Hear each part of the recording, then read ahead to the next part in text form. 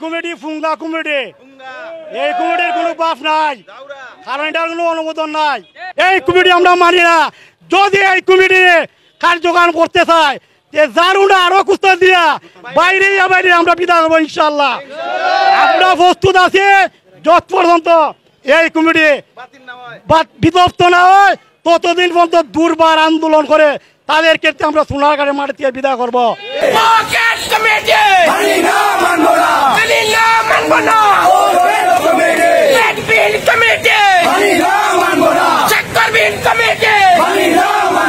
কারো দস্তখত সাইন ছাড়া একটা অবৈধ নির্বাচন কমিশনের সাইনের মাধ্যমে একটা চুনারঘাটে একটা অবৈধ কমিটির অনুমোদন দেখানো হয়েছে।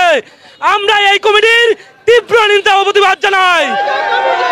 আমি এই কমিটির ব্যাপারে একটা কথাই বলতে চাই, চুনারঘাটের আপামর জনতা যারা দীর্ঘদিন রাজপথে বিএনপির সাথে রাজনীতির সাথে সম্পৃক্ত ছিল, বিভিন্ন আন্দোলন সংগ্রামে সম্পৃক্ত ছিল, তাদের বাদ দিয়ে কিছু আওয়ামী লীগ সুবিধাভোগী কিছু ফ্যাসিস্টের দূষণ তাদের দ্বারা একটা কমিটি গঠন করা হয়েছে। আমরা এই কমিটির বাঞ্ছিত অবাঞ্ছিত ঘোষণা করলাম।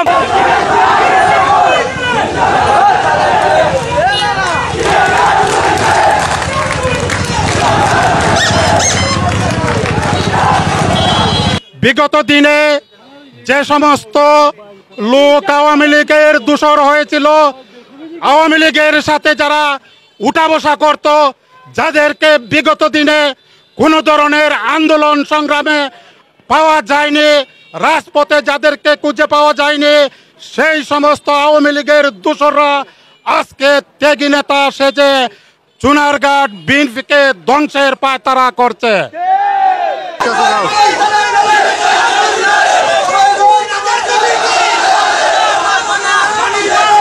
আমরা আরেকটা কথা বলতে চাই, চুনারঘাটের এই কমিটিতে আমাদের দেশের সাংগঠনিক অভিভাবক তারুণ্যের অহংকার তারেক রহমানের একটা আমাদের যে একটা গণতন্ত্র দলের সাংগঠনিকভাবে আমাদের একটা গণতন্ত্রের মধ্যে আছে আমাদের ছাত্র দলকে ছাত্র বিষয়ক সম্পাদক এবং যুব দলকে যুব বিষয়ক সম্পাদক এবং স্বেচ্ছাসেবককে স্বেচ্ছা বিষয়ক সম্পাদক করার, কিন্তু এই গণতন্ত্রের ধারাবাহিকতায় ছাত্র দলকে তার দায়িত্ব দেওয়া হয় নাই।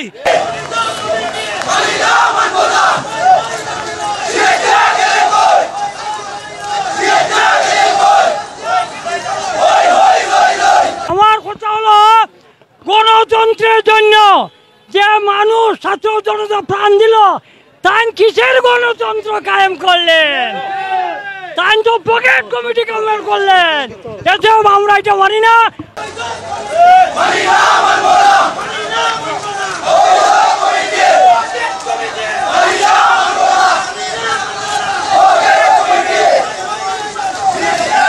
এ কেন অনুমোদিত কমিটি? তার কি পাওয়ার আছে? কমিটি অনুমোদিত হইলে জেলার আহ্বায়ক লাগে, তাদের কোনো সাইন নেই, অতএব ফুঙ্গা কমিটি, এটা আমরা মানব না। যদি এই কমিটি আইসিওতে বৃত্তে বই রয়েছে, যারা আমি আড্ডা দইরা ওয়াটের সভাপতি বানাইছি ওই তো পারে না, এরা আজকে সভাপতি।